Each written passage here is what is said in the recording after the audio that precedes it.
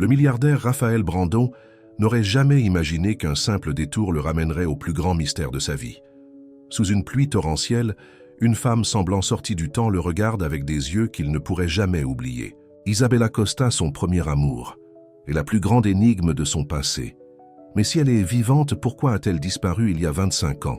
Avant de plonger dans cette histoire, dites-nous en commentaire d'où vous nous regardez aujourd'hui. La pluie s'abattait contre le pare-brise de la voiture de luxe de Raphaël Brandão, tandis qu'il traversait les rues inconnues du centre-ville. Un éclair illumina le ciel, éclairant son profil marqué et le pli d'inquiétude entre ses sourcils. À 45 ans, Raphaël possédait tout ce que l'argent pouvait acheter.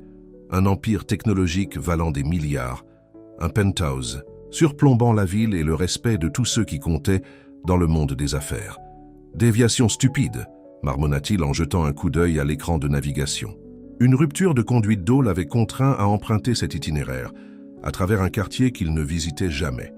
Son téléphone sonna et le système de la voiture afficha l'appelant « Victoria, assistante ». « Oui, Victoria », répondit-il en gardant les yeux sur la route. « Monsieur Brandon, je confirme votre réunion avec les investisseurs japonais demain à 9 h. Votre mère a également rappelé concernant le dîner de dimanche. » Raphaël soupira. « Confirmez la réunion. Dites à ma mère que j'essaierai de venir. » Il termina l'appel et ralentit en approchant d'un feu rouge. Les essuie-glaces chassaient des nappes d'eau, révélant les trottoirs vides. La plupart des gens avaient assez de bon sens pour rester à l'intérieur par une nuit comme celle-ci. La plupart des gens. Au passage au feu vert, quelque chose attira son attention. Une silhouette se blottissait contre le mur d'un immeuble abandonné. Juste une autre personne sans abri, pensa-t-il initialement. Mais quelque chose le fit ralentir. Il pouvait voir que c'était une femme, recroquevillée sous ce qui ressemblait à une couverture en lambeaux, essayant de rester au sec sous un petit surplomb qui la protégeait peu de la pluie battante. Raphaël ne s'arrêta pas. Ce n'est pas qu'il manquait de compassion. Il faisait des dons de millions à des œuvres caritatives chaque année. Mais il avait appris depuis longtemps que le monde était un endroit cruel et qu'établir des limites était sa façon de survivre. Pourtant, ce soir-là, quelque chose semblait différent. Avant même qu'il puisse y réfléchir, il se gara et mit ses feux de détresse. Il prit son parapluie et le coûteux manteau en cachemire sur le siège passager. « Qu'est-ce que tu fais, Raphaël » murmura-t-il en s'avançant sous l'averse. La femme ne leva pas les yeux lorsqu'il s'approcha. Ses vêtements étaient trempés, ses cheveux collés à sa tête. Elle grelottait visiblement. « Mademoiselle » appela-t-il en s'accroupissant. « Allez-vous bien? Puis-je vous aider ?» Lentement, elle leva la tête. Même sous la faible lumière, Raphaël pouvait voir que son visage était maigre, sa peau usée par la vie dans la rue. Mais ce sont ses yeux qui lui ont arrêté le cœur. Ses yeux. Même voilés de confusion et d'épuisement, il connaissait ses yeux. « Tenez, prenez ceci », dit-il en tendant son manteau de main tremblante. Alors qu'elle le prenait, la manche de sa fine veste se retroussa, révélant son poignet. C'est alors qu'il le vit. Un petit tatouage d'étoiles avec des initiales à côté. Le même tatouage qu'il connaissait par cœur. Celui qu'ils s'étaient fait ensemble il y a 25 ans. Un soir d'été où ils pensaient que leur amour durerait éternellement. « Mon Dieu, Isabella !» Sa voix se brisa lorsqu'il prononça le nom qu'il n'avait pas dit à haute voix depuis des décennies. La femme le regarda, la confusion traversant son visage. Elle prit le manteau lentement, l'enroulant autour de ses épaules. « Vous me connaissez ?» Sa voix était rauque, incertaine. Raphaël avait l'impression de ne plus pouvoir respirer. « Isabella Costa ? De Riverside ? Nous nous connaissions quand nous étions jeunes ?»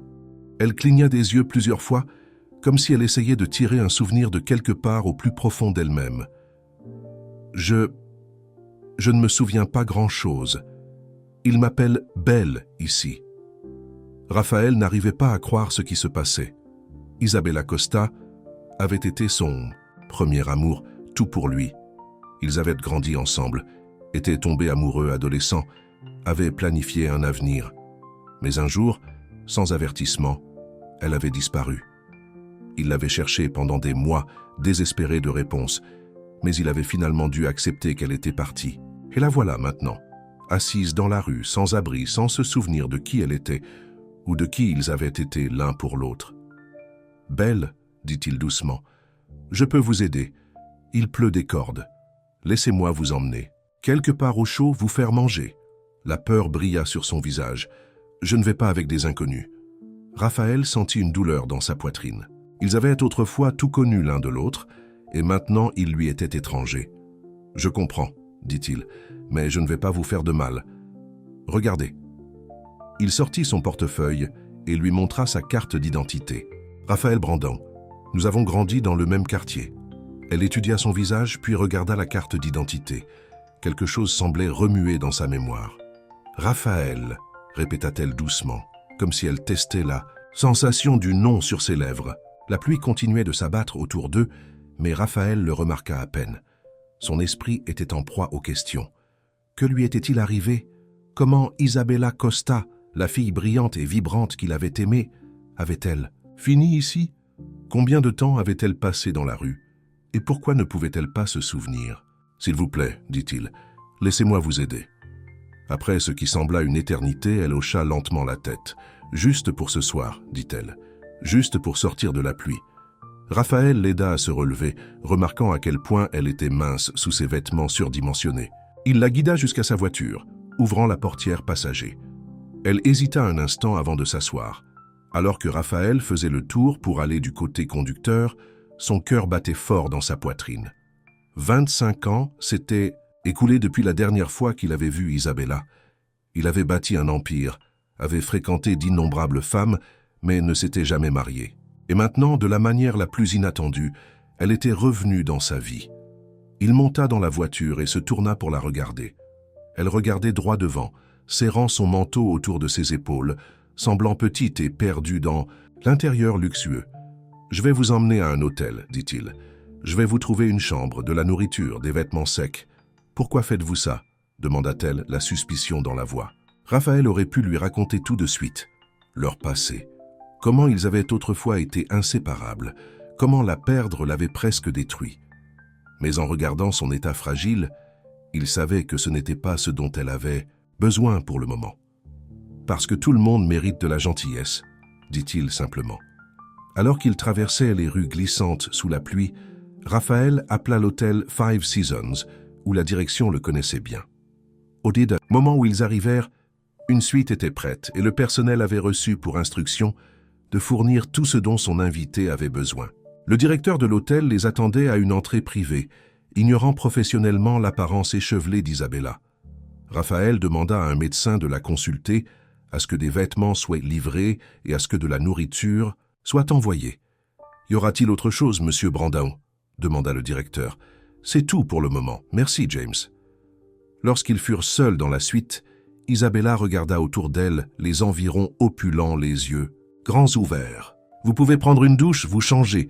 Des vêtements arriveront bientôt, » dit Raphaël en maintenant une distance respectueuse. « Le médecin sera là dans 1 heure pour s'assurer que vous allez bien. » Elle hocha la tête, serrant toujours son manteau. « Vous êtes riche, » déclara-t-elle simplement. « J'ai eu de la chance dans les affaires, » répondit-il. « Et nous nous connaissions avant ?» Raphaël avala difficilement. « Oui, il y a longtemps. »« Je ne me souviens pas grand-chose d'avant, » admit-elle. « J'ai des fragments parfois, des éclairs, mais ensuite ils disparaissent. Le médecin pourrait vous aider à ce sujet, » dit Raphaël, bien que son esprit ait déjà hâte. Que lui était-il arrivé? Amnésie? Un traumatisme? De la drogue? Pelpo Isabella, se corrigea-t-il. Avez-vous une pièce d'identité? Des effets personnels? Elle secoua la tête. Juste ce que je porte. Elle tapota un sac à dos usé. Mes affaires. Puis-je vous demander combien de temps avez-vous passé dans la rue? Elle fronça les sourcils, réfléchissant. Je ne suis pas sûr. Les saisons ont changé? Peut-être 3 ans? Peut-être plus. Chaque mot était comme un couteau dans le cœur de Raphaël. Pendant qu'il bâtissait sa fortune, vivant dans le luxe, elle s'était battue pour survivre dans la rue. « La salle de bain est là-bas, » dit-il en montrant du doigt. « Prenez votre temps. Je serai juste là si vous avez besoin de quelque chose. » Elle hésita, puis hocha la tête et disparut dans la salle de bain. Un instant plus tard, il entendit la douche couler. Raphaël s'affaissa sur le canapé, la tête entre les mains. Son téléphone vibra. Victoria encore, avec des questions sur la réunion de demain. Il envoya un texto rapide. « Annulez tout pour demain. Urgence familiale. » En tant que PDG, il prenait rarement des congés. Mais pour le moment, rien. N'importait sauf la femme dans la pièce voisine. La femme qui avait autrefois été tout pour lui et qui maintenant ne se souvenait même plus de lui. Le médecin arriva 1 heure plus tard. Un médecin discret qui soignait de nombreuses élites de la ville. D'ici là, Isabella avait pris une douche et avait enfilé un peignoir d'hôtel, ses vêtements mouillés en tas sur le sol de la salle de bain. Ses longs cheveux, maintenant propres, avaient des mèches grises qui n'étaient pas visibles auparavant. Mais même avec les signes des années difficiles sur son visage, Raphaël pouvait voir des traces de la fille qu'il avait connue. Le docteur Morris l'examina, lui posant des questions douces sur sa santé et sa mémoire. Isabella répondit vaguement, toujours méfiante. Le médecin préleva des échantillons de sang et promit des résultats bientôt. Physiquement, elle est mal nourrie et présente quelques infections mineures qui nécessitent un traitement, dit-il à Raphaël en privé. Quant aux problèmes de mémoire, il peut y avoir de nombreuses causes. Traumatisme, consommation prolongée de drogue, blessures. Sans ces antécédents médicaux, il est difficile de le dire. Faites tous les tests nécessaires, dit Raphaël. L'argent n'est pas un problème. Après le départ du médecin, de la nourriture arriva, une simple soupe et du pain qui ne surchargerait pas son système. Raphaël regarda Isabella manger lentement, méthodiquement, savourant clairement chaque bouchée. « Vous avez dit que nous nous connaissions quand nous étions jeunes, » dit-elle après un moment. « À quel point jeunes ? Nous étions sa voisins depuis notre enfance, » dit Raphaël. « Notre amitié est devenue plus quand nous étions adolescents. » Elle toucha le tatouage d'étoile sur son poignet, le traçant du doigt. « Et ça ?» La gorge de Raphaël se serra. « Nous nous les sommes fait faire ensemble, quand nous avions 18 ans. » Elle regarda le tatouage, puis lui. « Donc, nous étions proches. »« Oui, » dit-il doucement. « Nous étions très proches. Que s'est-il passé ?» Raphaël prit une profonde inspiration. « Vous avez disparu. Un jour, vous étiez là, et le lendemain, vous étiez parti. Je vous ai cherché pendant longtemps. » Elle fronça les sourcils, se concentrant fort. « Je ne me souviens pas. Je suis désolé. Ce n'est pas votre faute, » l'assura-t-il. « J'ai parfois ces rêves, » dit-elle soudainement. « À propos d'une plage et des feux d'artifice, est-ce plage du phare ?» dit Raphaël, sa voix à peine plus qu'un murmure. « Nous y allions tous les 4 juillet. » Une ombre de reconnaissance traversa son visage puis s'estompa. « Je n'arrive pas à m'y accrocher. Ce n'est pas grave, » dit-il. « Vous n'avez pas besoin d'essayer si fort pour le moment. » Comme la nuit avançait, Raphaël vit Isabella lutter contre l'épuisement. « Vous devriez vous reposer, » dit-il. « Vous pouvez prendre la chambre. Je dormirai ici. » Elle le regarda avec ses yeux qu'il se souvenait si bien, maintenant remplis d'un mélange de gratitude et de méfiance. « Merci de m'avoir aidé. » Peu de gens s'arrêteraient. Raphaël pensa à toutes les fois où il était passé devant des personnes dans le besoin, trop occupées ou trop détachées pour s'impliquer. Quelle force cosmique l'avait fait s'arrêter ce soir, de tous les soirs. « Je serai juste là si vous avez besoin de quelque chose, » l'assura-t-il. Après qu'elle soit entrée dans la chambre et fermé la porte, Raphaël s'assit sur le canapé, regardant les fenêtres striées de pluie. Il sortit son téléphone et ouvrit un dossier sécurisé de photos qu'il avait numérisées des années auparavant. Ils étaient là, lui et Isabella enfant jouant dans une cabane dans les arbres, adolescents au bal, et la dernière photo prise d'eux ensemble, à Lighthouse Beach, leurs tatouages frais et audacieux sur leurs poignets. Sur chaque photo, le sourire d'Isabella illuminait son visage, ses yeux pleins de vie et de rêve. Comment était-elle passée de cette jeune femme vibrante à la personne confuse et sans abri qu'il avait trouvée ce soir-là? Raphaël savait qu'il ne dormirait pas. Son esprit était déjà en train de formuler un plan. Il aiderait Isabella à retrouver sa santé, sa mémoire, sa vie. Il utiliserait toutes les ressources à sa disposition, les meilleurs médecins, thérapeutes, quoi qu'il en coûte. Et peut-être, juste peut-être, en l'aidant à se souvenir de qui elle était, pourrait-il enfin répondre à la question qui le hantait depuis 25 ans. Pourquoi avait-elle disparu? Dehors, la tempête commença à se calmer, la pluie s'adoucissant en un léger bruissement contre les fenêtres. À l'intérieur de la suite de luxe, Raphaël Brandon, le milliardaire qui avait tout, veillait sur la femme qu'il avait autrefois perdue et qu'il avait maintenant, contre toute attente, retrouvée. Il se fit une promesse silencieuse à lui-même et à elle. Quoi qu'il se soit passé dans le passé, quelles que soient les ténèbres qui l'avaient accablé, il la ramènerait à la lumière. L'horloge murale tic-taquait régulièrement, tandis que la nuit s'approfondissait, marquant le début d'un voyage qu'aucun d'eux n'aurait pu anticiper. Un voyage à travers le temps, à travers la mémoire, à travers la douleur et les mystères du passé. Un voyage qui changerait à jamais leurs deux vies. La lumière du matin filtrait à travers les rideaux de la suite de l'hôtel lorsque Raphaël termina un autre appel téléphonique. Il était debout depuis des heures, prenant des dispositions, reportant des réunions et faisant des recherches sur les médecins spécialisés dans les pertes de mémoire. Ses yeux brûlaient à cause du manque de sommeil, mais l'adrénaline le maintenait en haleine.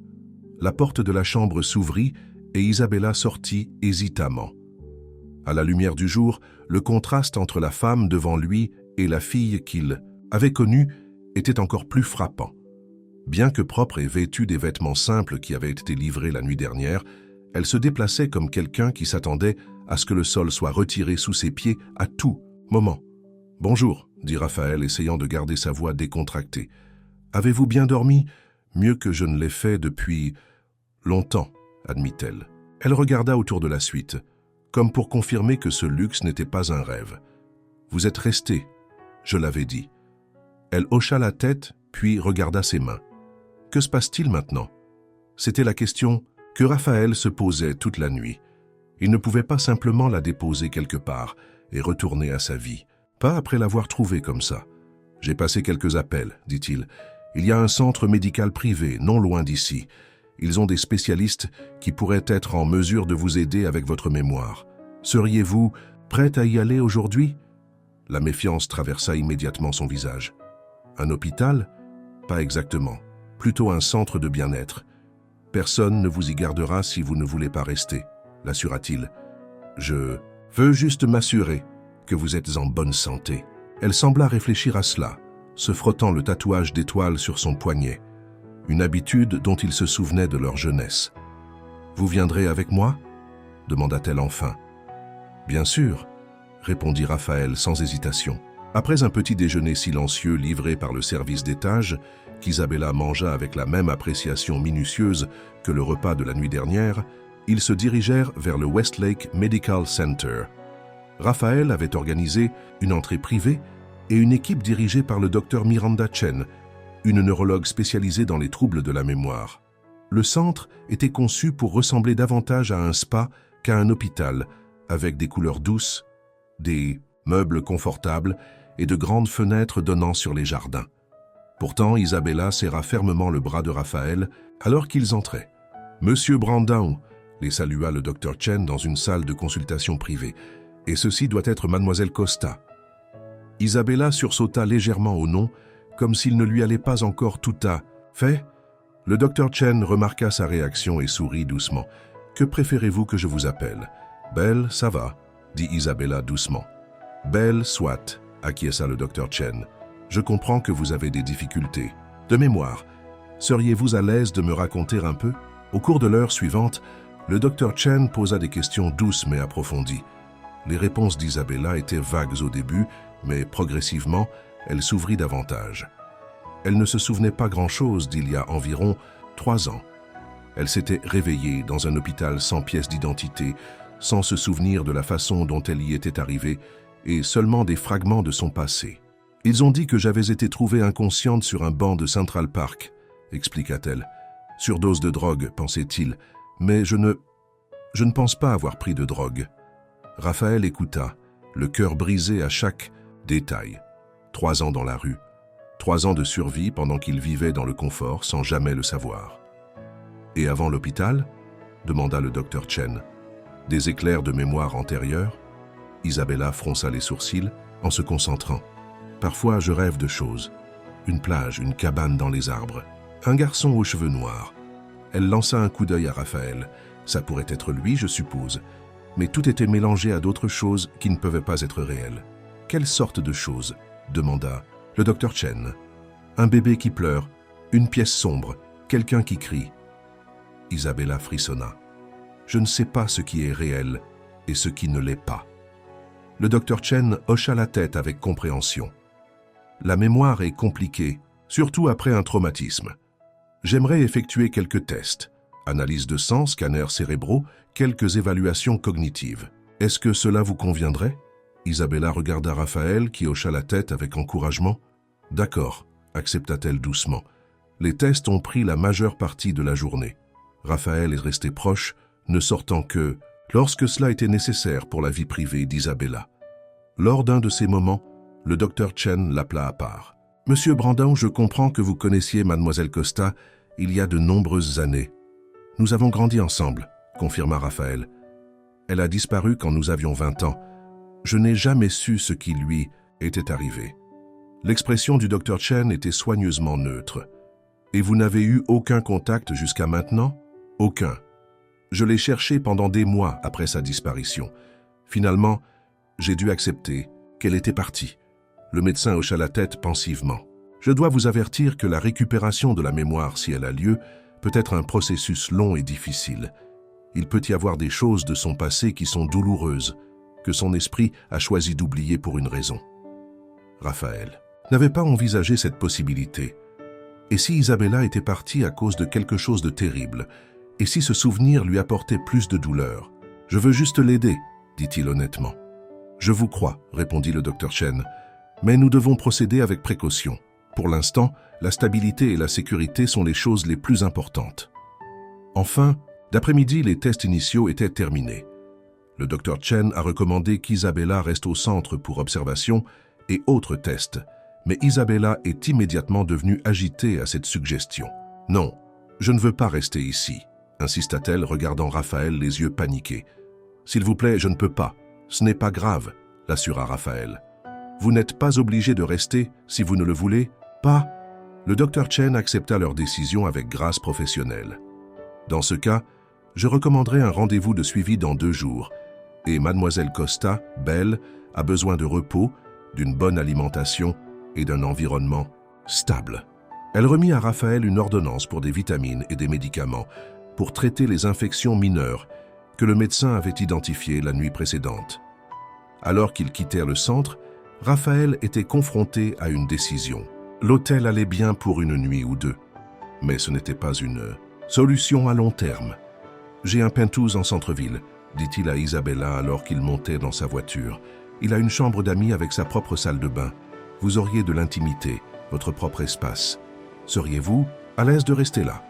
Juste jusqu'à ce que nous ayons trouvé une solution. » Isabella étudia son visage, comme pour essayer de lire ses intentions. « Car et pourquoi faites-vous tout ça ?» demanda-t-elle brutalement.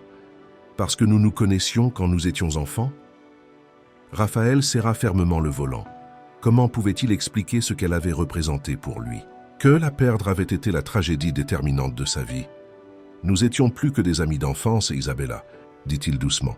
« Nous étions tout l'un pour l'autre. Du moins, c'est ce que je pensais. » Elle resta silencieuse pendant un long moment. « Et je suis juste partie, sans dire au revoir. »« Oui, cela semble cruel, » dit-elle en fronçant les sourcils. « Étais-je une personne cruelle ?»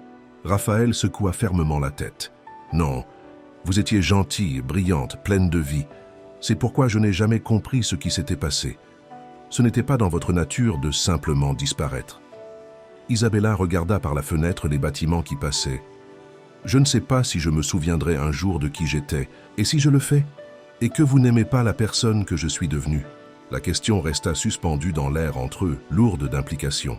« Je préfère connaître la vérité, » dit finalement Raphaël.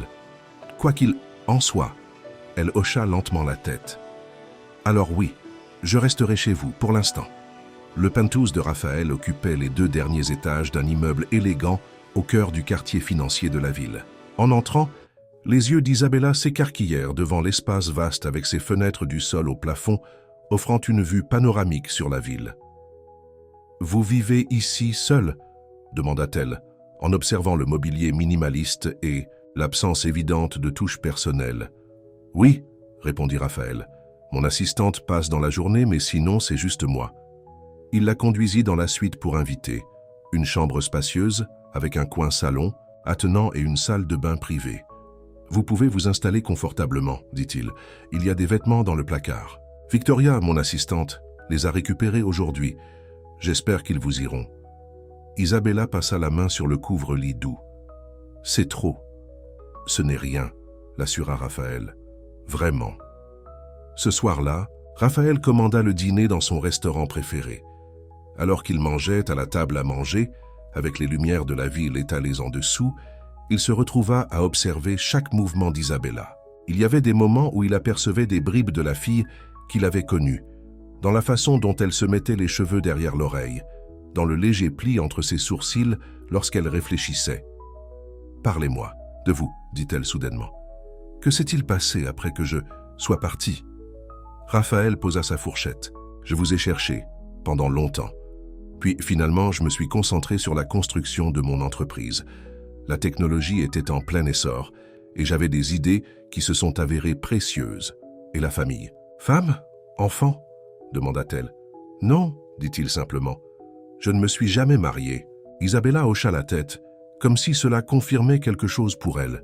« Vous ai-je beaucoup blessé en disparaissant ?» Raphaël la regarda dans les yeux. « Oui, dit-il honnêtement. Vous l'avez fait. » Elle baissa les yeux sur son assiette. « Je suis désolé. Même si je ne me souviens pas l'avoir fait, je suis désolé. Ce n'était pas votre faute. » dit automatiquement Raphaël, bien qu'il ait passé des années à la blâmer, à être en colère contre elle. « Vous ne savez pas ça, fit-elle remarquer. Peut-être que c'était exactement de ma faute. » Avant que Raphaël ne puisse répondre, l'ascenseur sonna, indiquant l'arrivée de quelqu'un. Seules quelques personnes avaient un accès direct à son penthouse. Les portes s'ouvrirent pour laisser apparaître une femme élégante dans la soixantaine, ses cheveux argentés parfaitement coiffés, ses bijoux discrets mais visiblement coûteux. « Raphaël, mon chéri, lança-t-elle en entrant dans l'appartement. « Pourquoi n'as-tu pas répondu à mes appels? James à l'hôtel m'a dit que tu avais fait le check-out ce matin, et Victoria m'a dit que tu avais annulé toutes tes réunions, et j'ai pensé... » Elle s'arrêta brusquement en voyant Isabella à table. « Maman, » dit Raphaël, se levant rapidement. « Je ne t'attendais pas. » Les yeux d'Helena Brandon se plissèrent, tandis qu'elle observait la scène, son fils dînant avec une femme étrange qui, malgré ses nouveaux vêtements, n'appartenait clairement pas à leur cercle social. « Évidemment non, » dit-elle, froidement. « Tu ne vas pas me présenter ta invitée ?» Raphaël regarda Isabella qui était devenue très immobile, les épaules tendues. « Maman, voici Belle. C'est une vieille amie. Belle, voici ma mère, Helena Brandao. » L'expression d'Helena resta sceptique, tandis qu'elle traversait la pièce. « Une vieille amie? Je ne me souviens pas que tu aies mentionné une Belle. Nous nous connaissions enfants, » expliqua Raphaël, choisissant ses mots avec soin.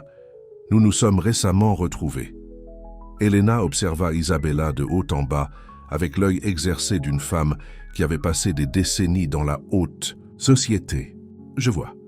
Et où as-tu grandi, Belle? » Raphaël ne parle jamais de son enfance avant que nous ayons déménagé en ville.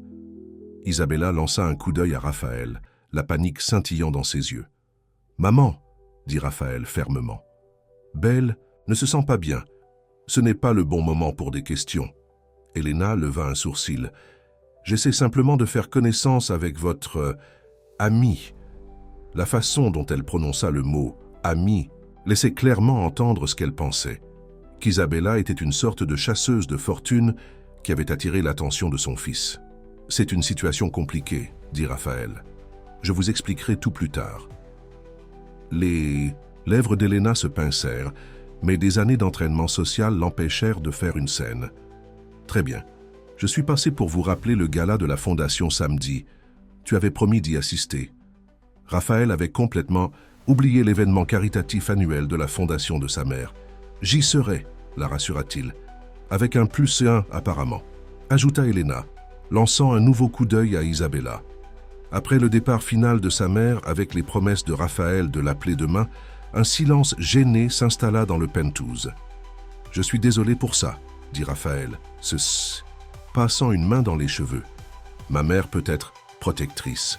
Elle pense que je suis là pour votre argent, » déclara Isabella sans détour. « Elle ne connaît pas la situation, » dit Raphaël. « Je vais tout lui expliquer. » Isabella se leva de table. « Peut-être que ce n'est pas une bonne idée. Vous avez une vie, une famille. Je vais juste compliquer les choses. »« Non, » dit rapidement Raphaël, se dirigeant vers elle. « S'il te plaît, ne pars pas. Ma mère comprendra une fois que je lui aurai dit qui tu es vraiment. Isabella le regarda avec scepticisme. Et qui suis-je vraiment? Parce que je ne le sais même pas moi-même. Tu es Isabella Costa, dit Raphaël, sa voix s'adoucissant. La personne la plus importante de ma vie autrefois. C'était il y a une vie, fit-elle remarquer. Nous sommes des personnes différentes maintenant. Peut-être, concéda Raphaël. Mais je veux toujours vous aider, sans arrière-pensée. Si vous vous souvenez et voulez partir, je ne vous arrêterai pas, je le promets. Isabella sembla peser le pour et le contre, qui, Raphaël s'en rendit compte, étaient douloureusement peu nombreux. Où irait-elle si ce n'était pas ici? 2 semaines, dit-elle finalement. Je resterai 2 semaines. On verra ce que disent les médecins. Après ça, on décidera de ce qui se passera ensuite. 2 semaines, acquiesça Raphaël, soulagé. Plus tard dans la soirée, après qu'Isabella se soit retirée dans la chambre d'amis, Raphaël s'assit dans son bureau à domicile, fixant l'écran de son ordinateur. Il avait commencé à chercher des informations sur la disparition d'Isabella, épluchant les anciens articles de presse, les bases de données des personnes disparues, tout ce qui pourrait lui donner un indice. Il y avait si peu d'éléments. Isabella Costa avait disparu il y a 25 ans, ne laissant aucune trace. Ses parents, déjà âgés lorsqu'elle était née, étaient tous deux décédés il y a des années. Elle n'avait pas de frères et sœurs, peu d'amis proches en dehors de Raphaël. C'était comme si elle avait été effacée du monde. Raphaël s'adossa à sa chaise, l'esprit bouillonnant. Quelqu'un devait savoir quelque chose. Les gens ne disparaissaient pas sans raison. Alors qu'il fermait son ordinateur portable, une notification apparut sur son téléphone. C'était un SMS du Dr Chen. Résultat des tests. Initiaux. Besoin de vous parler tous les deux demain. Pouvez-vous venir à 10 heures? Raphaël fixa le message. Un sentiment de présage le submergeant. Que révélaient les tests? Dans la chambre d'amis, Isabella se tenait près de la fenêtre, regardant les lumières de la ville. Sa tête lui faisait mal à force d'essayer de se souvenir, d'essayer de relier les fragments qui flottaient dans son esprit. Une plage, une cabane dans les arbres, un garçon aux cheveux noirs qui est devenu l'homme qui lui offrait maintenant un abri. Mais il y avait aussi d'autres souvenirs, plus sombres, qui s'échappaient lorsqu'elle essayait de se concentrer sur un sentiment de peur, un sentiment d'être piégée, un besoin désespéré de s'échapper. Elle toucha le tatouage d'étoiles sur son poignet en traçant le contour. C'était réel. C'était la preuve que l'histoire de Raphaël était vraie. Ils avaient été proches autrefois, assez proches pour marquer leur corps de symboles identiques. Mais qu'était-il arrivé après? Qu'est-ce qu'il avait arraché à un homme qui s'était clairement beaucoup préoccupé d'elle? Et plus important encore, voulait-elle vraiment se souvenir? Dehors, la ville bourdonnait de vie, des millions d'histoires se déroulant dans les immeubles qui s'étendaient à l'horizon. Quelque part dans ce vaste paysage urbain se trouvaient les réponses à son passé.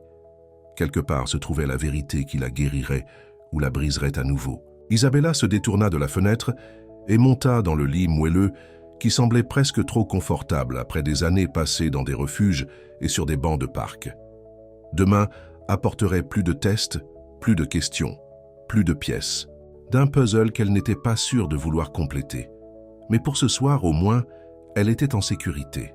Et pour la première fois depuis aussi longtemps qu'elle s'en souvenait, elle n'était pas seule. Raphaël arpentait la salle d'attente du Westlake Medical Center, consultant sa montre pour la 3e fois en 5 minutes. Le Dr Chen était en retard à leur rendez-vous et la tension lui nouait l'estomac. À côté de lui, Isabella était assise tranquillement, les mains croisées sur ses genoux, son expression impénétrable.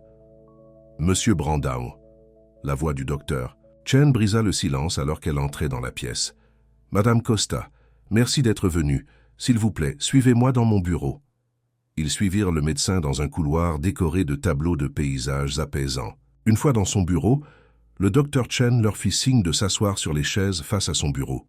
« J'ai examiné tous les résultats des tests, » commença-t-elle, ouvrant un dossier. « Premièrement, les bonnes nouvelles. Belle, vous vous rétablissez bien physiquement. Les médicaments agissent sur ces infections mineures et vos analyses de sang montrent une amélioration par rapport à il y a seulement 2 jours. » Isabella hocha la tête mais ne dit rien, attendant clairement que l'autre chaussure tombe. « Cependant, » continua le Dr Chen, son expression devenant sérieuse, « les scanners cérébraux ont révélé quelque chose d'important. Il y a des preuves de traumatismes anciens, plus précisément, un traumatisme crânien qui s'est probablement produit il y a plusieurs années. C'est compatible avec un coup violent à la tête, éventuellement dû à une chute ou un impact quelconque. Raphaël sentit sa gorge se serrer. Cela pourrait-il avoir causé sa perte de mémoire? C'est certainement un facteur contributif, répondit le docteur Chen, mais il y a plus que ça. Le schéma de la perte de mémoire et les évaluations psychologiques suggèrent une combinaison de traumatisme physique et de traumatisme psychologique. Parfois, l'esprit bloque les souvenirs comme mécanisme de protection. Isabella se pencha en avant. « Vous voulez dire que j'ai oublié parce que je voulais oublier? Pas consciemment, précisa le docteur Chen. Mais oui, essentiellement. Votre cerveau vous a peut-être protégé de souvenirs trop douloureux à traiter. Alors, que faisons-nous? Demanda Raphaël. Y a-t-il un moyen de l'aider à se souvenir? Le docteur Chen regarda Isabella. Cela dépend de ce que Belle veut. La récupération de la mémoire peut être un processus difficile et il n'y a aucune garantie de succès. Il est également important de considérer si la récupération de ces souvenirs est dans votre meilleur intérêt. Mais comment puis-je décider de cela si je ne sais pas ce dont je me souviens? Demanda Isabella, la frustration se glissant dans sa voix. C'est une question légitime, reconnut le docteur Chen. Je recommanderais que nous commencions par une approche prudente, des séances de thérapie pouvant inclure l'hypnothérapie, une exposition progressive à des lieux et des choses de votre passé qui pourraient déclencher des souvenirs dans un cadre contrôlé. Elle se tourna vers Raphaël. C'est là que vous pourriez aider si vous êtes disposé. Vous connaissiez Madame Costa auparavant. Vous pourriez fournir des informations sur sa vie, peut-être même l'emmener dans des endroits qui étaient importants pour elle. Raphaël hocha immédiatement la tête. Bien sûr, tout. Le docteur Chen regarda à nouveau Isabella. Mais je veux être très clair, cela doit être votre choix. À tout moment, si cela devient trop difficile, nous arrêtons. Votre bien-être est la priorité. Isabella resta silencieuse pendant un long moment, se tordant les mains sur ses genoux. « Je veux savoir, » dit-elle finalement, « même si c'est mauvais. Vivre comme ça, ne pas savoir qui je suis, d'où je viens, c'est comme être une demi-personne. » « Très bien, » dit le docteur Chen. « Commençons par des séances de thérapie 3 fois par semaine. Je vais également vous référer au docteur Goldstein, qui est spécialisé dans les techniques de récupération de la mémoire. » Alors qu'il quittait le centre médical avec des rendez-vous pris pour les semaines à venir, Raphaël put voir qu'Isabella était bouleversée par les nouvelles. « Ça va ?» demanda-t-il alors qu'il se dirigeait vers sa voiture. « On m'a cogné la tête, » dit-elle sèchement, « assez fort pour causer des lésions cérébrales, et je ne me souviens pas que ça se soit produit. Ça ne vous semble pas étrange ?» Raphaël avait pensé la même chose. « Que pensez-vous qu'il s'est passé? Je ne sais pas. Mais je commence à penser que j'ai peut-être disparu pour une raison. » Elle le regarda directement. Peut-être que je fuyais quelque chose, ou quelqu'un. La possibilité resta suspendue entre eux alors qu'ils retournaient au penthouse de Raphaël. Au cours des jours suivants, ils tombèrent dans une routine prudente. Raphaël travaillait à domicile autant que possible, passant des appels vidéo dans son bureau, tandis qu'Isabella prenait progressivement de l'assurance dans l'espace. Elle lisait des livres de sa bibliothèque, regardait la télévision et parfois s'asseyait simplement près de la fenêtre, regardant la ville en contrebas. Les séances de thérapie commencèrent, et bien qu'Isabella ne partageât pas les détails, avec Raphaël, il pouvait voir qu'elle la mettait à rude épreuve. Elle rentrait fatiguée, silencieuse, parfois les yeux rouges. Un soir, après une séance particulièrement difficile, Raphaël la trouva assise sur la terrasse, enveloppée dans une couverture malgré le temps clément. « Puis-je me joindre? À vous ?» demanda-t-il. Elle hocha la tête et il s'assit sur la chaise à côté d'elle. « Le docteur Goldstein m'a fait essayer l'hypnothérapie aujourd'hui, » dit-elle après un moment. « Je me suis souvenu de quelque chose. Un fragment. » Raphaël attendit, ne voulant pas la pousser. « J'étais dans une voiture, » continua-t-elle. « Conduisant vite, il faisait nuit. J'avais peur. » Elle frotta le tatouage d'étoile sur son poignet. « C'est tout. Juste quelques secondes. De mémoire, mais ça a semblé si réel. »« Étiez-vous seul dans la voiture ?» demanda Raphaël doucement. Isabella fronça les sourcils. « Je crois que oui. Mais j'avais l'impression que quelqu'un me pourchassait. » Elle le regarda. « Et si j'avais fait quelque chose de mal, Raphaël? Et si je fuyais parce que j'avais fait quelque chose de terrible? Je n'y crois pas, » dit Raphaël fermement. L'Isabella que je connaissais ne pouvait blesser personne. Les gens changent, dit-elle doucement. Vous l'avez dit vous-même. Je vous ai blessé en partant. C'est différent, insista Raphaël. Quoi qu'il soit arrivé, on va trouver ensemble. Le lendemain matin, Raphaël eut une idée. Il y a un endroit où j'aimerais vous emmener aujourd'hui, si vous êtes d'accord. Quel endroit? Demanda Isabella avec méfiance. Riverside, là où nous avons grandi. Peut-être que le voir vous aidera à déclencher des souvenirs. Isabella hésita, puis hocha la tête. D'accord, essayons. Le trajet vers leur ancien quartier dura près d'1 heure. La zone, autrefois de classe moyenne, avait été gentrifiée par endroits, avec des immeubles modernes se dressant à côté de maisons plus anciennes. Raphaël se gara dans une rue tranquille bordée de chênes matures. « Voici Maple Avenue », expliqua-t-il. « Tu habitais au numéro 28 là. » Il désigna une maison bleue à 2 étages avec un petit jardin devant. « Ma famille habitait 3 portes plus loin au numéro 34. » Isabella étudia les maisons, les sourcils froncés.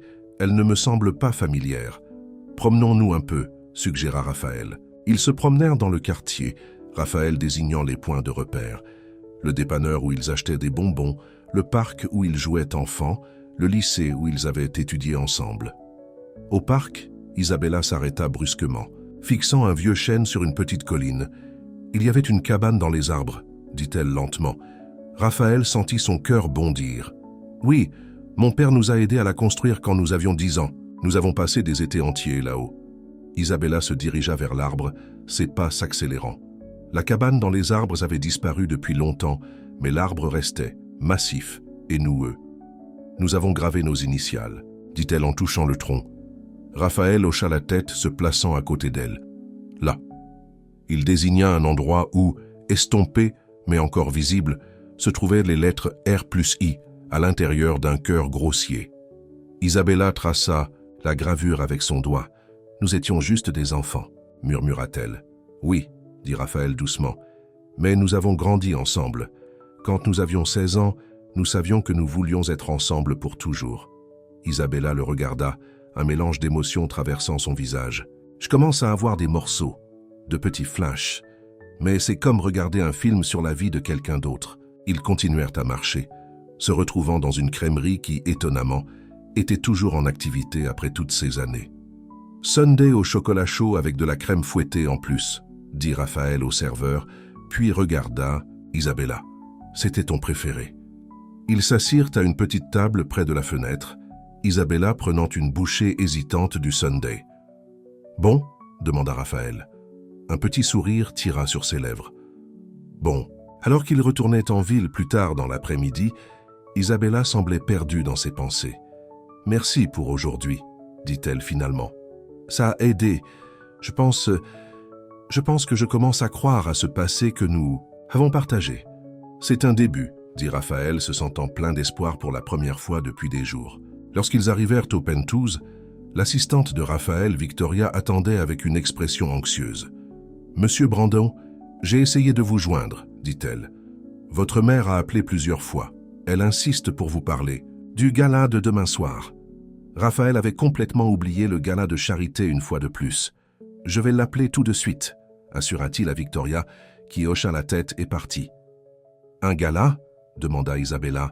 « L'événement caritatif annuel de ma mère, » expliqua Raphaël. « C'est un grand événement mondain. Je suis censé y assister. »« Tu devrais y aller, » dit Isabella. « Je vais bien rester ici une soirée. » Raphaël hésita. L'idée de laisser Isabella seule ne lui convenait pas, mais il avait fait une promesse à sa mère. « En fait, » dit-il, prenant une décision soudaine, « aimerais-tu venir avec moi ?» Les yeux d'Isabella s'écarquillèrent. « À un gala de charité chic ? Regardez-moi, Raphaël. Je ne suis pas vraiment du genre mondain en ce moment. »« Tu pourrais l'être, » insista-t-il, « si tu le voulais. » Elle secoua la tête.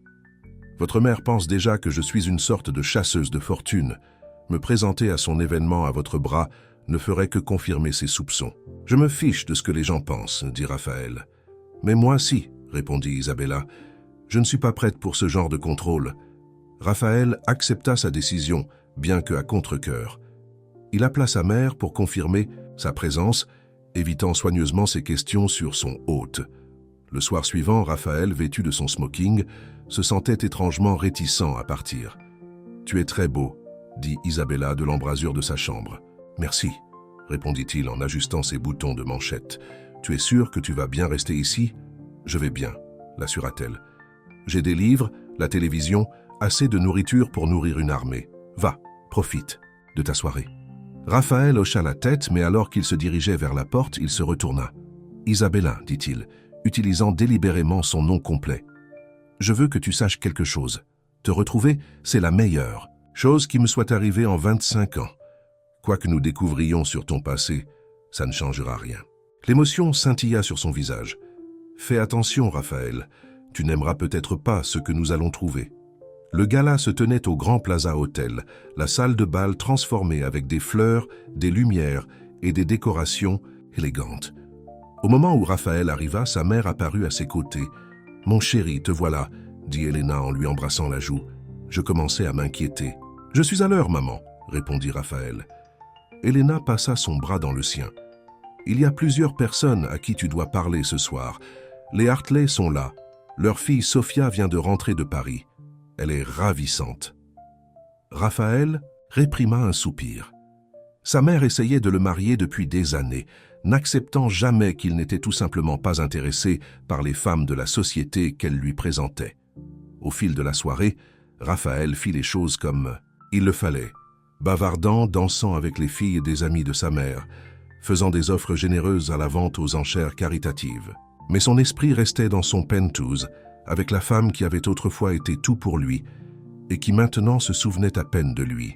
« Raphaël Brandon », dit une voix familière derrière lui. « Aussi beau que jamais. » Il se retourna pour voir Vanessa Moore, la fille de l'un de ses associés. Ils étaient sortis ensemble brièvement il y a des années, jusqu'à ce que Raphaël réalise qu'elle était plus intéressée par son compte bancaire que par lui.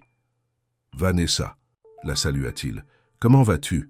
Mieux maintenant, » ronronna-t-elle en posant une main sur son bras. « J'ai entendu dire que tu avais été un peu reclus ces derniers temps. Tu travailles trop, sans doute. » Avant que Raphaël ne puisse répondre, son téléphone vibra dans sa poche. Il s'excusa pour le vérifier, ressentant une pointe d'inquiétude lorsqu'il vit que c'était un SMS d'Isabella. « Quelque chose s'est passé. Je me souviens de quelque chose d'important. S'il te plaît, rentre quand tu peux. » Le cœur de Raphaël s'emballa. Il répondit rapidement par SMS. « Ça va?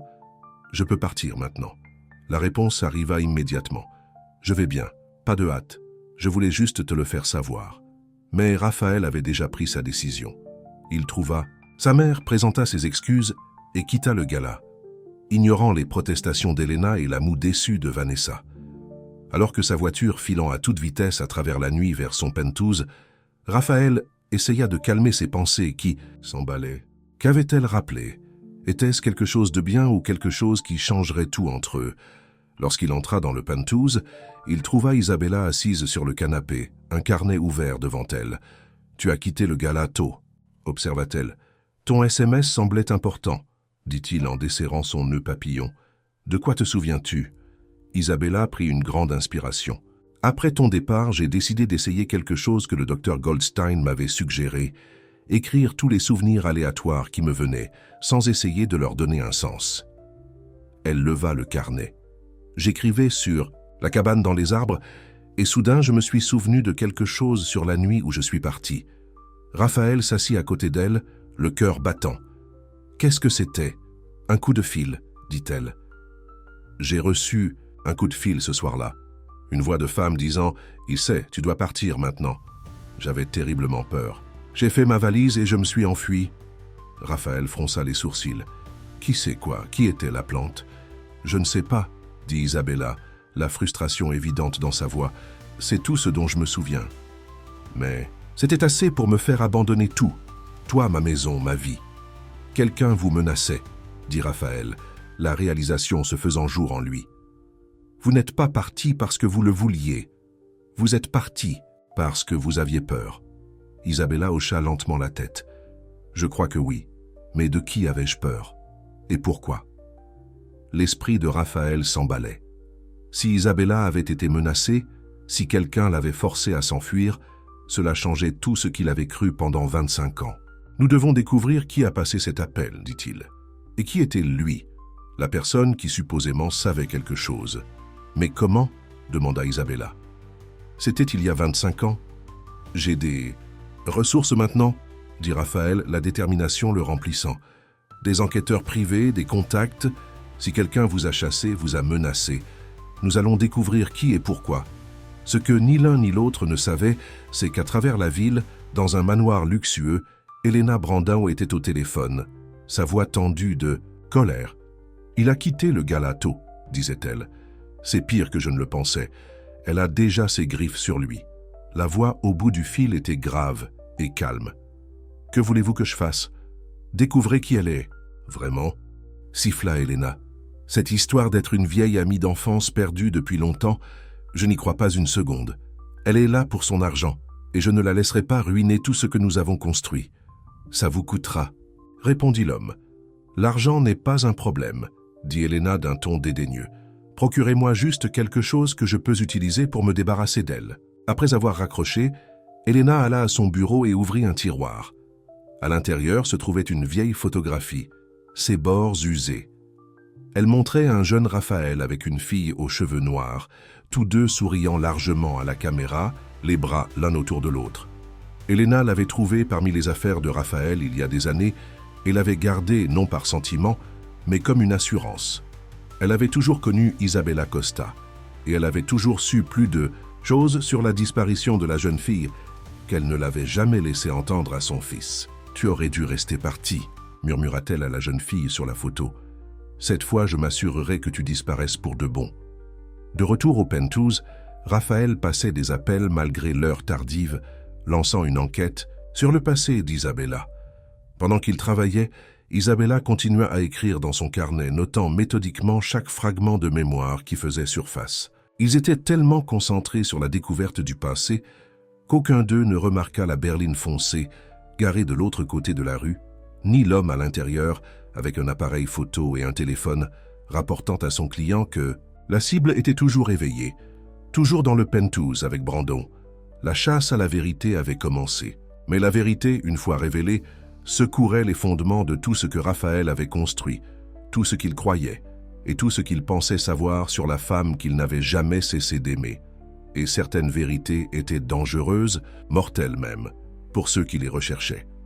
Une semaine s'était écoulée depuis la percée de mémoire d'Isabella, et le Penthouse de Raphaël s'était transformé en quartier général d'enquête. Un détective privé nommé Marco Santos s'était installé dans le bureau à domicile, apportant avec lui des dossiers, des ordinateurs et des décennies d'expérience dans la recherche de personnes qui ne voulaient pas être trouvées.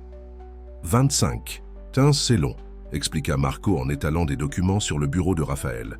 « Mais l'argent ouvre des portes qui sont restées fermées pendant des décennies. » Raphaël hocha la tête impatiemment. « Qu'avez-vous trouvé ? Commençons ?»« Par ce que nous savons, » dit Marco en désignant une chronologie qu'il avait créée. Isabella Costa, 20 ans, a disparu le 15 juin 2000. Aucune activité de carte de crédit, aucun appel téléphonique, aucun enregistrement officiel pendant près de 3 ans après cette date. « Et ensuite ?» demanda Raphaël. « Et ensuite, le 3 mars 2003, une Jane Doe a été admise à l'hôpital Memorial avec un traumatisme crânien grave. Pas d'identité, aucun souvenir de qui elle était. La description correspond à Isabella. » Marco regarda Isabella, qui était assise tranquillement dans le coin du bureau. « Ce serait vous, d'après la chronologie que vous avez partagée. » Isabella hocha la tête, ses mains se tordant sur ses genoux.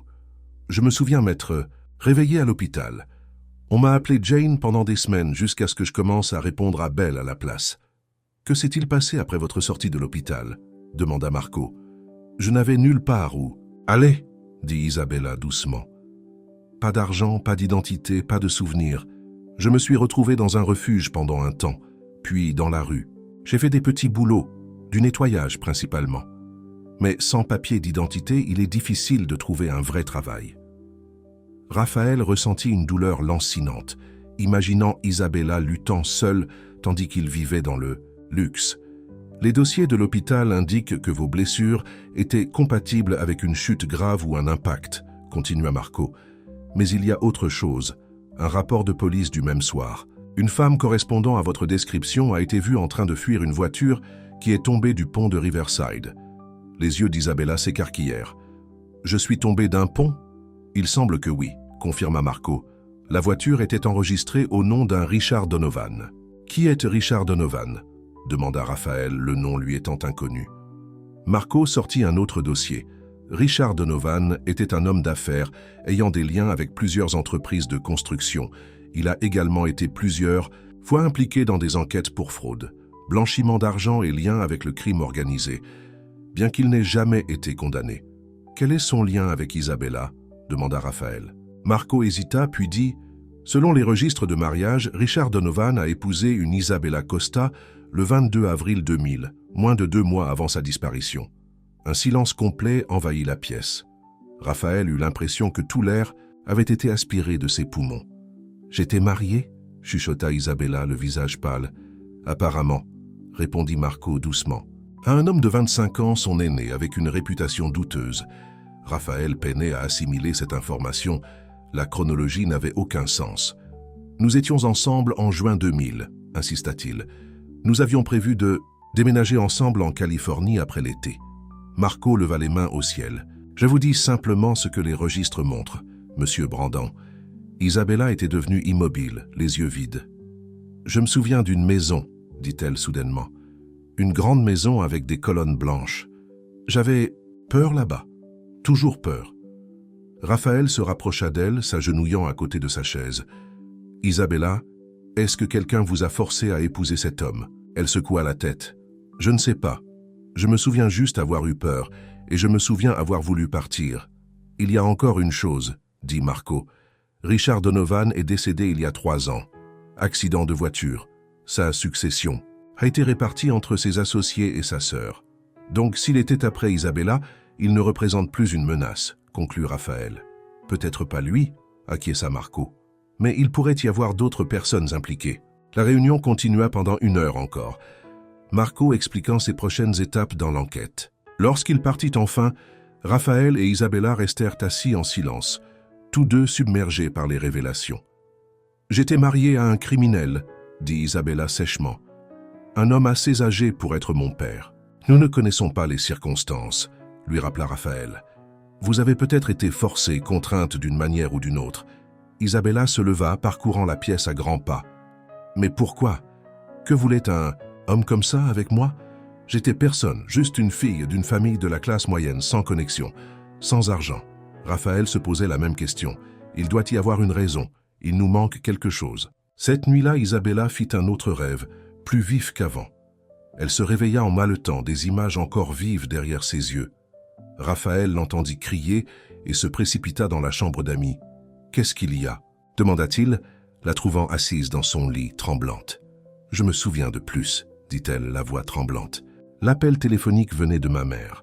Elle a dit « Il sait, tu dois partir maintenant. » J'ai pris des papiers dans une cachette de la chambre et j'ai couru. J'ai pris sa voiture parce que c'était la seule dans le garage.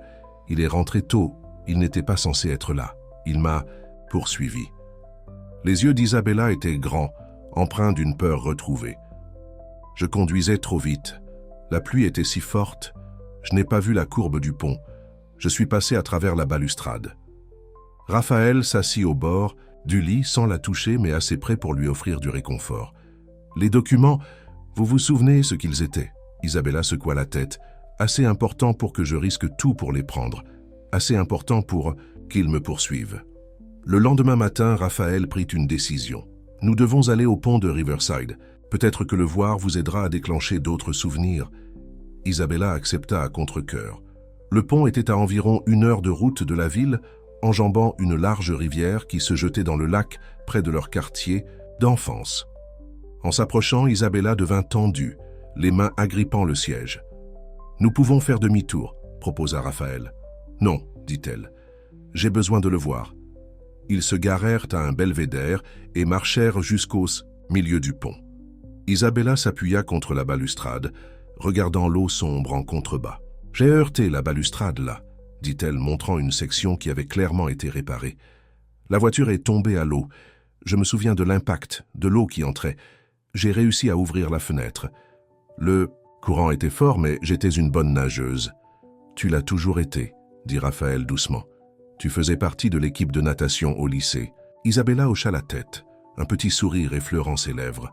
« Je l'étais, n'est-ce pas? Je me souviens maintenant. Les compétitions le samedi. Tu venais toujours les regarder. Elle se tourna à nouveau pour regarder l'eau. Je suis arrivée sur la rive en aval. J'étais blessée, mais vivante. J'ai commencé à marcher, essayant de retourner en ville, de trouver de l'aide, mais ensuite, elle fronça les sourcils, le souvenir se fragmentant. Quelqu'un s'est arrêté, une voiture. J'ai pensé qu'ils allaient m'aider. Mais ils ne l'ont pas fait, devina Raphaël. Non, dit Isabella lentement. Ils m'ont frappé, avec quelque chose de lourd. Je me souviens être tombé, puis plus rien, jusqu'à ce que je me réveille à l'hôpital des mois plus tard. Raphaël sentit la rage monter en lui. Quelqu'un a essayé de vous tuer. Qui ferait ça? Je ne sais pas, dit Isabella, mais je pense que cela avait quelque chose à voir avec ces documents que j'ai pris. Alors qu'ils se tenaient sur le pont, reconstituant le passé fragmenté d'Isabella, aucun d'eux ne remarqua la berline noire qui les avait suivis de la ville, maintenant garée à distance. L'homme à l'intérieur leva un appareil photo avec un téléobjectif, prenant des photos d'eux parlant sur le pont. Puis il passa un appel. « Ils sont au pont de Riverside », rapporta-t-il. On dirait que sa mémoire revient. « Suivez-les », ordonna la voix au bout du fil. « Je veux savoir partout où ils vont, toutes les personnes à qui ils parlent. » La voix appartenait à Thomas Donovan, le frère cadet et associé de Richard. Il avait reçu un appel inquiet la veille d'Elena Brando, qui avait appris par ses relations mondaines que la mystérieuse invitée de son fils prétendait être sa petite amie d'enfance, Isabella Costa. Le nom avait déclenché des sonnettes d'alarme pour Thomas. Isabella Costa Donovan, la femme disparue de son frère, qui était supposément morte noyée dans la rivière après avoir quitté le pont de Riverside. La femme qui avait volé des documents qui auraient pu les impliquer tous les deux dans une vaste escroquerie. Si elle était vivante, si elle se souvenait, si ces documents existaient encore quelque part, cela pourrait signifier la fin de tout ce qu'il avait construit depuis la mort de son frère. « Ne vous approchez pas d'eux », demanda Thomas à son homme. « Observez simplement pour l'instant. J'ai besoin de gérer cela prudemment. » De retour en ville, Elena Brando planifiait également sa prochaine action. Elle avait organisé un déjeuner avec son fils dans son restaurant préféré, déterminée à obtenir plus d'informations sur la mystérieuse femme qui séjournait dans son penthouse. Raphaël arriva au restaurant, l'esprit toujours en train de traiter tout ce qu'il et Isabella avaient appris sur le pont. « Mon chéri », le salua Elena d'un baiser sur les joues. « Tu as l'air fatigué. Tu travailles trop dur encore une fois ?»« Je vais bien, maman », répondit Raphaël prenant place. « Qu'est-ce qui était si urgent que nous devions nous rencontrer aujourd'hui ?» Elena sirota son vin, étudiant son fils par-dessus le bord du verre. Une mère ne peut-elle pas simplement vouloir déjeuner avec son seul enfant, surtout lorsque cet enfant a été si distrait ces derniers temps? Raphaël savait où cela menait. Si vous posez des questions sur Isabella, posez-les simplement. « Isabella », répéta Elena, posant son verre. « Donc, c'est vraiment son nom, la fille pour laquelle tu as été si inconsolable il y a toutes ces années? »« Oui », confirma Raphaël, « bien que je commence à penser que vous le saviez déjà. » L'expression parfaitement composée d'Elena se décomposa un instant. « Car que voulez-vous dire? Vous n'avez jamais demandé qui elle était, fit remarquer Raphaël. Lorsque vous l'avez vue au penthouse, vous n'avez jamais demandé son nom complet. Vous avez simplement supposé qu'elle était une sorte de chasseuse d'or que j'avais ramassée. Mais si vous pensiez cela, pourquoi ne pas demander qui elle était? N'êtes-vous pas ridicule? Dit Elena d'un ton dédaigneux. Je n'avais pas besoin de demander. Vos goûts en matière de femmes ont toujours été discutables. Raphaël se pencha en avant. Maman, saviez-vous quelque chose sur la disparition d'Isabella? Parce que si vous le saviez et que vous me l'avez caché pendant toutes ces années, je n'ai aucune idée de ce dont vous parlez, dit Elena froidement. Mais je dirais ceci, cette fille n'a jamais été assez bien pour vous. Sa famille n'avait aucune connexion, aucun statut. Vous étiez destiné à des choses plus grandes que d'être lié à une personne sans importance de Riverside. Raphaël sentit un frisson le parcourir. Sa mère avait toujours été élitiste, mais il y avait quelque chose dans son ton maintenant qui déclenchait des signaux d'alarme. « Qu'avez-vous fait ?» demanda-t-il, sa voix à peine au-dessus d'un murmure. Les yeux d'Elena brillèrent de colère. « J'ai fait ce que ferait n'importe quelle mère, protéger l'avenir de mon fils. Vous étiez sur la voie de la réussite, et elle allait tout ruiner avec ses rêves de classe moyenne et ses ambitions de petite ville. Avez-vous eu quelque chose à voir avec sa disparition ?» demanda Raphaël, plus fort maintenant. « Baissez la voix, siffla Elena. Vous n'avez aucune idée dans quoi vous vous embarquez, Raphaël. Cette fille a des secrets que vous ne pouvez pas imaginer. Dites-moi ce que vous savez, insista Raphaël. Maintenant. Elena étudia le visage de son fils, puis sembla faire un calcul. Très bien. Je savais qu'elle avait épousé Richard Donovan. Je me suis assuré que vous le sachiez. Je vous ai envoyé cette lettre anonyme avec l'annonce de mariage. Raphaël se souvenait clairement du moment. Ouvrant l'enveloppe, voyant l'article de journal annonçant le mariage d'Isabella Costa avec Richard Donovan. Il avait été dévasté, convaincu qu'elle l'avait quitté pour un homme riche plus âgé. Mais ce mariage n'a eu lieu que 2 mois avant sa disparition, dit-il. Nous étions toujours ensemble. Elle ne m'aurait jamais trompé. Vraiment? Elena leva un sourcil. Les femmes comme elle ont toujours un angle, Raphaël. Toujours. Vous ne la connaissez pas, dit Raphaël, la voix dure. Vous ne l'avez jamais fait. Elena rit amèrement. Je connais son genre. Mais clairement, elle vous a de nouveau trompé. Dites-moi, se souvient-elle de son mari? Celui qu'elle a épousé tout en étant soi-disant toujours votre petit ami? Raphaël se leva, jetant sa serviette sur la table. Cette conversation est terminée.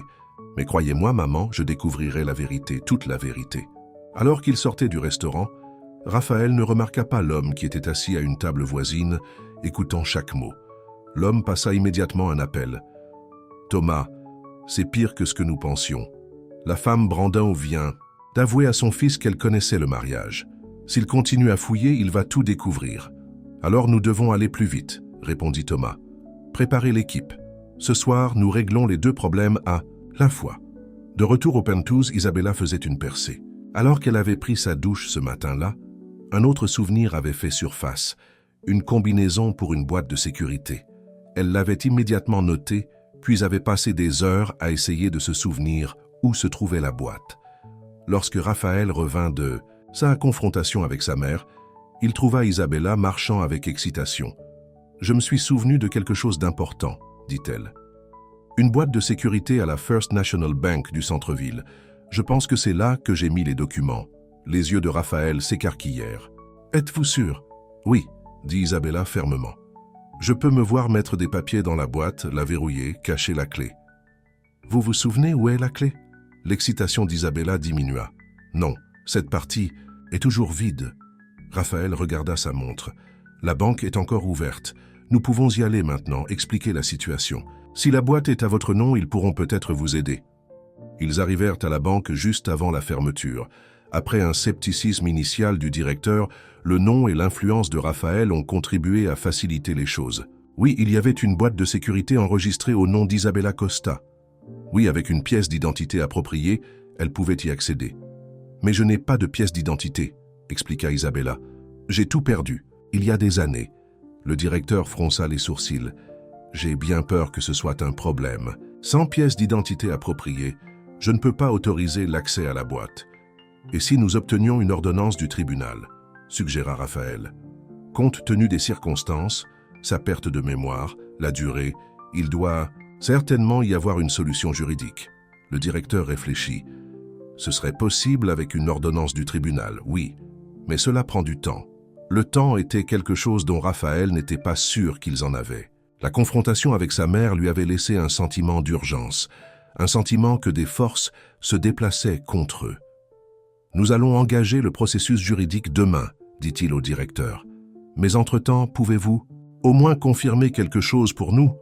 Quelqu'un d'autre a-t-il essayé d'accéder à cette boîte au cours des 25 dernières années ?» Le directeur vérifia les dossiers. « Oui, en fait, il y a eu plusieurs tentatives de la part d'un Richard Donovan, se faisant passer pour le mari de Madame Costa. Mais comme son nom n'était pas sur le compte, l'accès a été refusé. Cela confirmait ce qu'Isabella avait soupçonné. Les documents de cette boîte étaient assez importants pour que Donovan essaie de les obtenir même après sa disparition. Alors qu'ils quittèrent la banque, Raphaël remarqua une berline, noire garée de l'autre côté de la rue, le moteur tournant. Il avait vu la même voiture plus tôt près du pont. « Ne regarde pas maintenant, » dit-il doucement à Isabella, « mais je crois que nous sommes suivis. » Isabella se raidit à côté de lui. « Qui nous suivrait ?»« Je ne sais pas, » admit Raphaël, « mais je pense que nous devons faire attention. » Au lieu de rentrer directement à la maison, Raphaël emprunta un itinéraire détourné, perdant finalement sa queue dans le trafic animé du centre-ville. Mais le fait de savoir que quelqu'un les surveillait ajoutait une nouvelle couche de tension à une situation déjà tendue. Ce soir-là, alors qu'ils étaient assis dans le penthouse, en train de discuter de leurs prochaines étapes, le téléphone de Raphaël sonna. C'était Marco, l'enquêteur privé. « Monsieur Brandon, j'ai trouvé quelque chose d'important », dit Marco sans préambule. « Le frère de Richard Donovan, Thomas, s'est renseigné sur vous et une femme séjournant dans votre appartement. Il a également été en contact avec votre mère à plusieurs reprises au cours de la semaine dernière. » Raphaël sentit son sang glacé.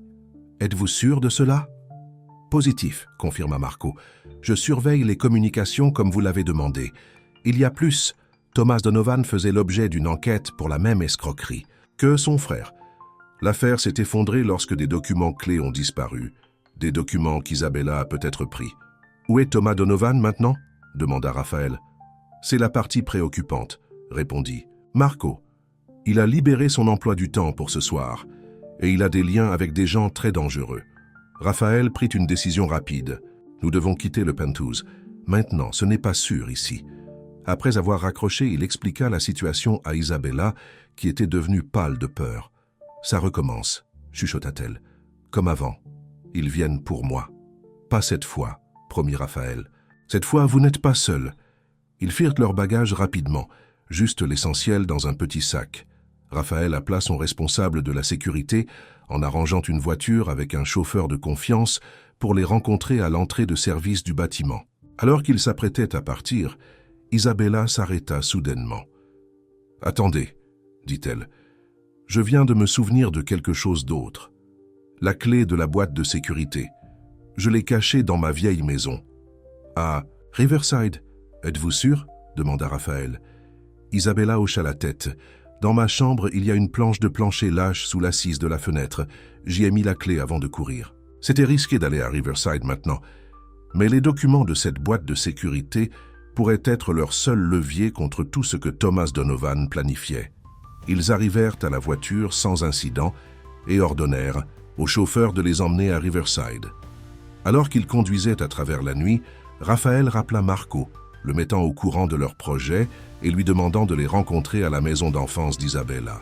Ce qu'il ne savait pas, c'est qu'Elena Brandon, inquiète après sa confrontation avec Raphaël, avait également passé un appel à Thomas Donovan.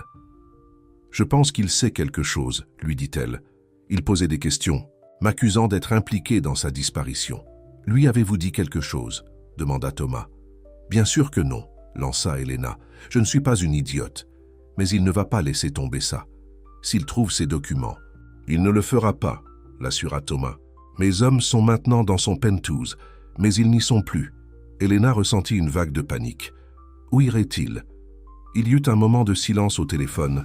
Puis Thomas dit « La boîte de sécurité, elle a dû s'en souvenir. » Et si elle s'en souvenait, elle aurait pu se souvenir où elle avait caché la clé. « Y était où ?» demanda Elena. « Sa maison d'enfance, » répondit Thomas. Richard avait fait fouiller la maison après sa disparition, mais ils n'ont jamais trouvé la clé. Elle a dû bien la cacher. « Alors tu dois aller à Riverside, » dit Elena d'urgence, avant qu'il ne le fasse. Dans la voiture, Isabella s'assit près de Raphaël, leurs mains entrelacées. Plus de souvenirs affluaient maintenant, des pièces s'assemblant. « Je ne l'ai pas épousé volontairement, » dit-elle doucement. Richard Donovan était un client au cabinet comptable où j'ai travaillé après mes études. J'ai remarqué des écarts dans ses livres, de l'argent déplacé par le biais de sociétés écrans, de faux contrats. Lorsque je l'ai signalé à mon patron, il a été licencié le lendemain.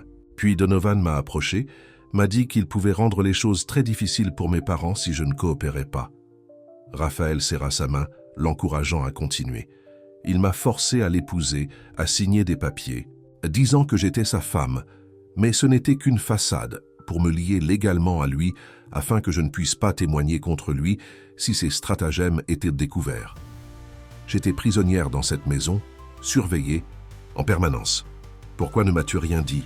demanda Raphaël. « Je t'aurais aidé. » Isabella le regarda avec des yeux tristes. « Il a menacé de te faire du mal. Il m'a montré des photos de toi allant en cours dans ton appartement. Il a dit qu'il avait des hommes qui feraient en sorte que cela ressemble à un accident. Je l'ai cru. Les pièces s'assemblaient enfin. Isabella ne l'avait pas abandonné, elle avait essayé de le protéger. « Mais tu as finalement décidé de fuir ?» demanda Raphaël. « J'ai trouvé des documents dans son bureau, la preuve de tout ce qu'il faisait, fraude, blanchiment d'argent, pot de vin à des fonctionnaires. » Son frère Thomas était également impliqué. Je savais que c'était ma seule chance. J'ai fait des copies, je les ai mises dans la boîte de sécurité. Puis, j'ai appelé ma mère, lui ai dit ce qui se passait. C'est elle qui m'a averti ce soir-là à dit que Richard avait découvert que les documents manquaient. Raphaël ressentit une vague d'émotion, du chagrin pour tout ce qu'elle avait enduré, de la rage envers les hommes qui l'avaient tourmentée, du soulagement qu'elle ne l'avait jamais cessé d'aimer. « Nous allons récupérer. À la clé, promit-il.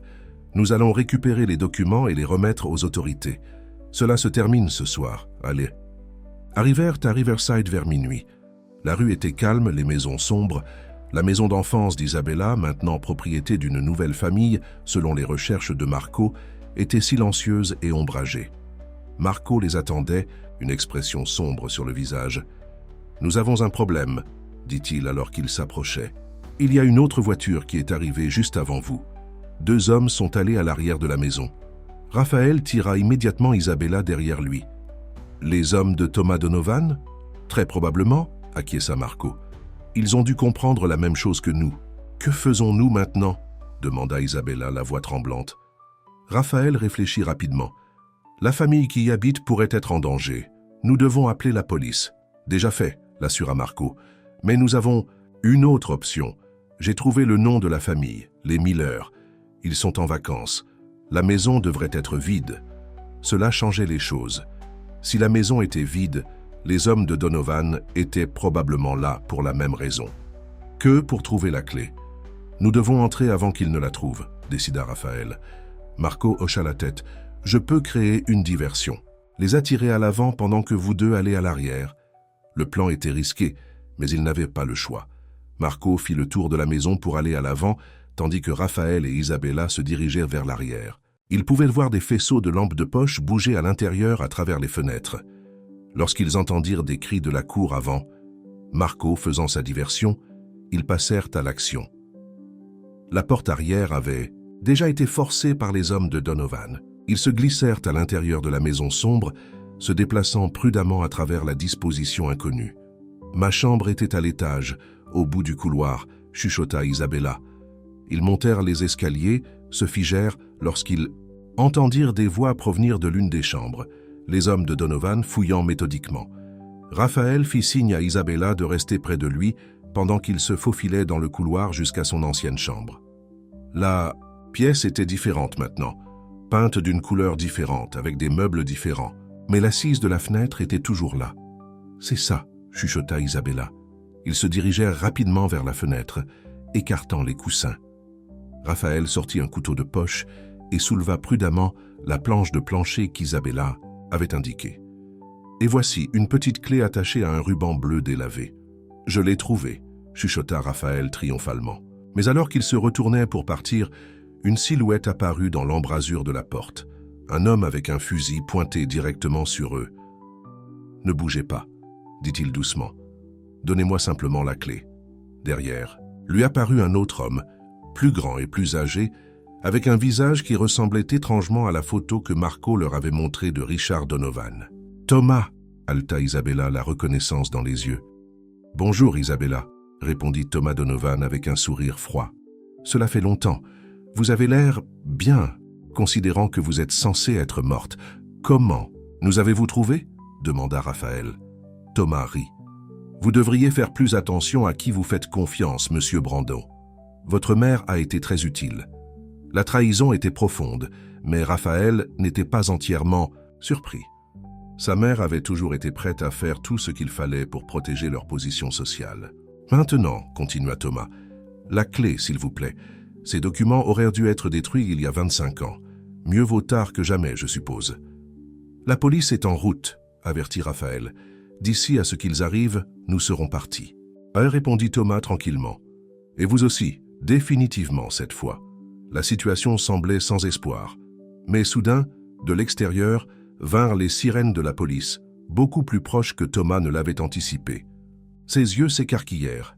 « Vérifiez la fenêtre », ordonna-t-il à son homme qui se déplaça pour regarder dehors. « Des voitures de police », confirma l'homme. « Au moins 3 qui arrivent dans la rue. » Le calme de Thomas se brisa. « Occupez-vous d'eux », lança-t-il à son associé. « Je m'occuperai de ces 2-là. » Alors que l'homme quittait la pièce, Isabella se jeta soudainement en avant, prenant Thomas au dépourvu. Elle frappa son bras en voyant le fusil voler par terre. Raphaël le plaqua immédiatement au sol, les 2 hommes s'écrasant dans le couloir. Thomas était plus fort qu'il n'en avait l'air, se battant avec le désespoir d'un homme qui savait que sa liberté était en jeu. Ils se débattèrent sur la cage d'escalier, dangereusement près des escaliers. « Raphaël !» cria Isabella, alors que Thomas prenait le dessus, poussant Raphaël vers l'escalier. Mais à ce moment-là, la porte d'entrée s'ouvrit en bas, et des policiers affluèrent, armes à la main. Marco était venu pour eux. « Police, ne bougez pas !» Thomas hésita une seconde fatale, et Raphaël saisit l'occasion, le poussant loin des escaliers et contre le mur. En quelques minutes, Thomas Donovan et son associé étaient menottés, et Raphaël et Isabella faisèrent leur déclaration à des policiers déconcertés, essayant d'expliquer une histoire qui s'étendait sur 25 ans. Marco avait appelé des faveurs auprès de la police locale, les convainquant que Thomas Donovan était un criminel dangereux. La clé de la boîte de sécurité était en sécurité dans la main d'Isabella, serrée entre ses doigts. Des heures plus tard, alors que l'aube se levait sur la ville, Raphaël et Isabella se tenaient dans le bureau du directeur de la banque, regardant la boîte de sécurité s'ouvrir. À l'intérieur se trouvaient les documents qu'Isabella avait risqué tout pour protéger, des registres détaillés de l'entreprise criminelle des frères Donovan, avec des noms, des dates et des numéros de compte. « C'est suffisant pour mettre Thomas Donovan derrière les barreaux pendant très longtemps », confirma l'agent fédéral qui s'était joint à eux, et pour impliquer également un certain nombre d'autres personnes, y compris, bien que cela ne soit pas dit, Elena Brandon, dont les liens avec les Donovan devenaient plus clairs à chaque heure qui passait. Dans les jours qui suivirent, l'histoire se déroula comme le dernier acte d'une tragédie. Thomas Donovan fut inculpé de plusieurs chefs d'accusation de fraude, de blanchiment d'argent et maintenant de tentative de meurtre. Elena Brandao, sans être arrêtée, fut impliquée dans la dissimulation de la disparition d'Isabella, sa réputation dans la société anéantie. Raphaël, le cœur brisé par la trahison de sa mère, mais résolu dans son soutien à Isabella, resta à ses côtés tout au long des innombrables interviews avec les autorités, des rendez-vous médicaux et du processus juridique de récupération de son identité. 3 mois plus tard, par un après-midi ensoleillé, ils retournèrent à Lighthouse Beach, l'endroit où, adolescents, ils avaient regardé des feux d'artifice et rêvé d'un avenir ensemble. La mémoire d'Isabella était en grande partie revenue, bien qu'il y ait encore des lacunes, des parties de ces années perdues qui restaient dans l'ombre. Mais les parties importantes étaient claires. Elle n'avait jamais cessé d'aimer Raphaël, ne l'avait jamais volontairement quitté. Ils se tenaient sur la plage, les vagues léchant leurs pieds, le phare se dressant haut contre le ciel bleu. « Je rêvais de cet endroit », dit Isabella, la main dans la sienne. « Même lorsque je ne me souvenais pas qui j'étais, je rêvais de me tenir ici avec quelqu'un que j'aimais. Je ne suis jamais revenu ici après ta disparition, » admit Raphaël. Cela faisait trop mal. Isabella se tourna pour le regarder. Les yeux, les mêmes yeux qu'il avait reconnus cette nuit pluvieuse il y a des mois, emplis d'émotion. « J'ai perdu 25 ans, dit-elle. Des années que je ne pourrai jamais récupérer.